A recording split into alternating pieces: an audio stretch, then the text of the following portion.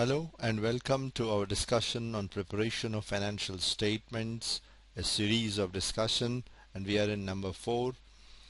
To recap, we said that every business decision will involve financial items and the financial items will find place in the financial statements, and while preparing the financial statement you follow certain principles or concepts, and we picked up one of them is the accrual concept, according to which expenses not paid is a liability, income not received is an asset. Similarly, if income is received before it becomes due, it's a liability, and expenses paid in advance is an asset.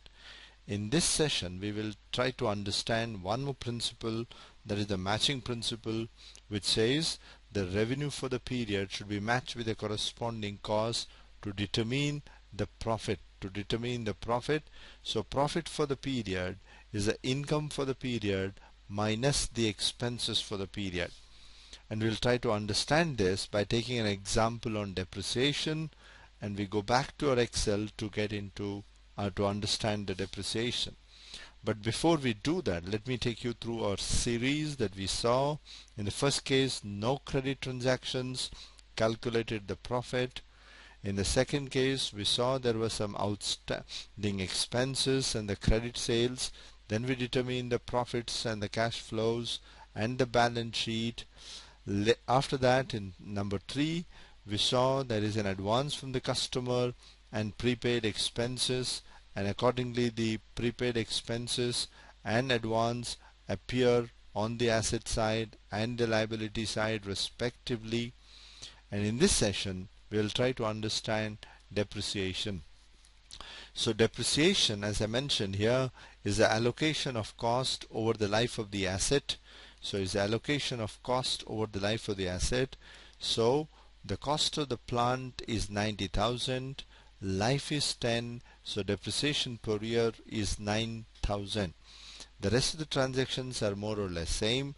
Let us continue to transfer those items to the financial statement. So started business with cash is a receipt and source. You have taken a loan of 75,000 is a receipt and a corresponding source. You purchase stock for credit for cash, so acquisition of an asset and corresponding payment, you made 180,000. Then you sold entire stock on credit to Mr. X. So entire stock is sold for 330,000. So therefore, let me write down 0 because you have not received any cash. So therefore, there will be a debtor 330,000 minus 0 because of the accrual concept. Salary is an expense, but before come to the salary, let us complete the cost of goods sold, and this is again because of the matching principle. So whenever there is a sale, there has to be the corresponding cost of the goods sold.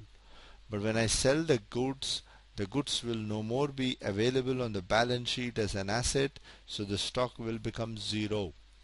Salary is an expense, and even if it is not paid, I have to show it because of the accrual concept.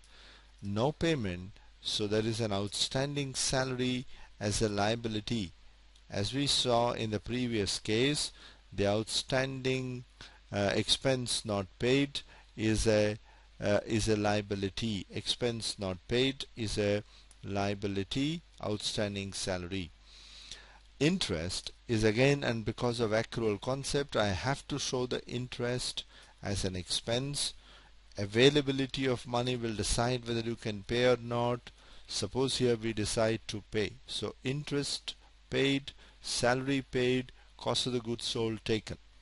Now plant you purchasing for 90,000, you paid cash, and the plant is an asset, so entire plant comes into the balance sheet as an asset.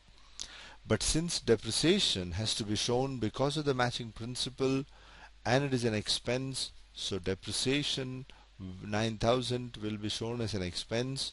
But depreciation is not a cash outflow, but depreciation is a reduction in the value of the asset to the extent of the amount calculated. So I've shown all the expenses, depreciation, interest and salary. So let us find out the profit, and the profit for the period is the expenses for the period. Okay, so expenses for the period, first find that expenses for the period. I don't know why it's coming 0. So 180,000 plus 30,000 plus 9,000 plus 9,000. Okay, I don't know why is that. So let me see if I can do here. So 180,000 plus 30,000 plus 9,000 plus 9,000.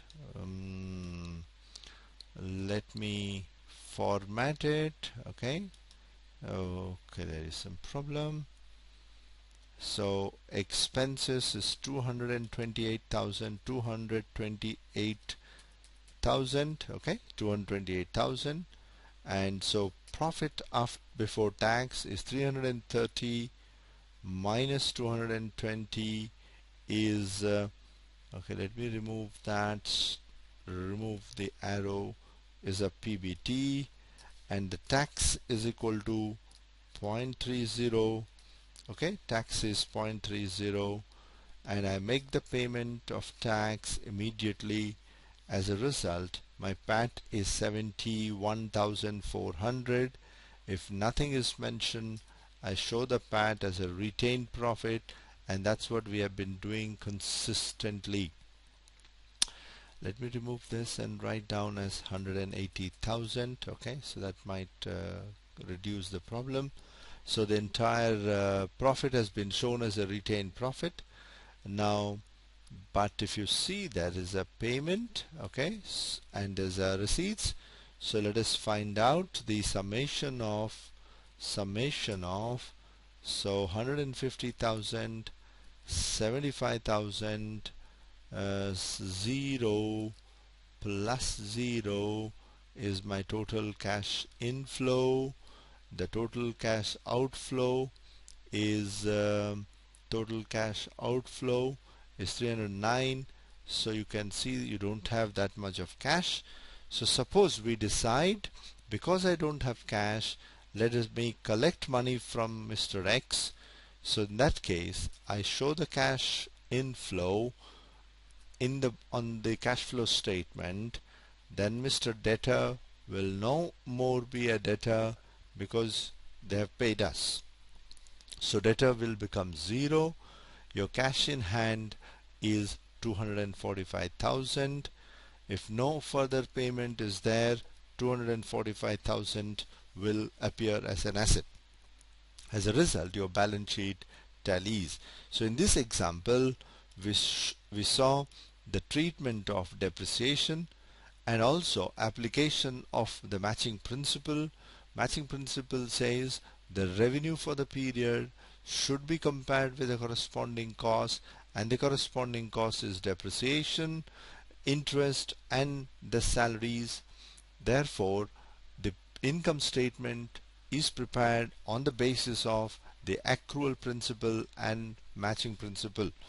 So in the next session, we'll try to understand another typical item called bad debt. Let me take you back to the to the PowerPoint. We saw that depreciation is an allocation of cost over the life of the asset. Depreciation is an expense, but depreciation is not a cash flow, and depreciation is a reduction in the value of the asset in the balance sheet. We'll have a full discussion on depreciation later on, because depreciation is one of the most important items in the hands of the manager to manage the profits. So it is necessary to understand depreciation in detail. Thank you very much.